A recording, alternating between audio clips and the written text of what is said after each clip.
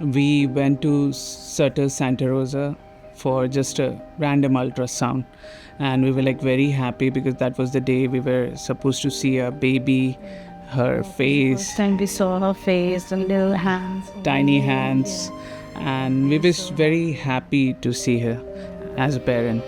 And then suddenly the doctor came, Dr. Kim, and she informed us about the condition she's having, and that was the moment like we were completely shattered. There had been an ultrasound that showed a condition that's called omphalocele, which is a long, fancy word for basically having a weakness of the abdominal wall. There's a sort of sac in the place of the full abdominal wall. So the muscles and the sort of much of the tissue is missing, but there is still a covering. So we were able to judge that this was what's called a giant omphalocele, meaning that it covered the majority of the baby's or the fetus's abdomen. We knew that Debbie was going to have to deliver at California Pacific Medical Center here in San Francisco, primarily because with these outside hospitals, it's difficult to coordinate a lot of the care and then have the babies transferred down. They connected us to Dr. Mueller, and then we were in Sonoma, so it was not possible for us to do back and forth.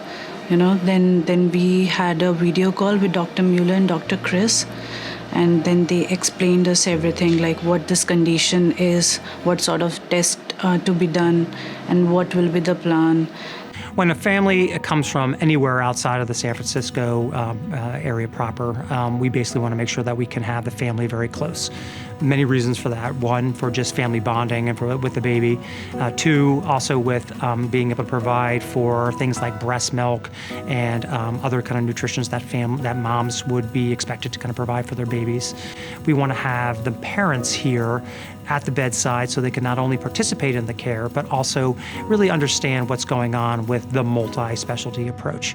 It has to be really scary to get such a devastating diagnosis, and then on top of that, to find out that the best place to receive care is far from home. Things quickly went into motion. I worked on their transfer of care to deliver at CPMC.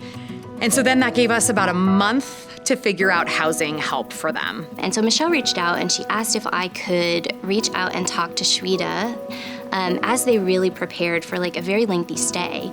It's a huge determining factor, for the family to come to receive care or not. So I know it brought up a lot of anxiety for the family, not knowing whether housing will be available. So we end up getting an apartment for the family a few blocks away so that they could frequently visit the baby in the NICU. If you don't have the financial resources to support you to be able to access that care, that's where we come in. And CPMC Foundation was really proud to be able to support the family and make sure that they could stay close to their baby while the baby was accessing care. And it's a core part of our mission. This is something that we, really pride ourselves in being able to do, making sure that everyone can get access to care regardless of their ability to pay.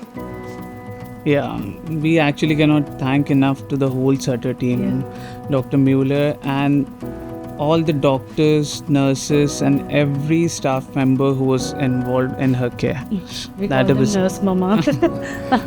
Because when I'm not here, they are the one who take care of Devi, and they know more Devi than me, sometimes. Yeah. So it feels good to, see someone caring for your baby more than you.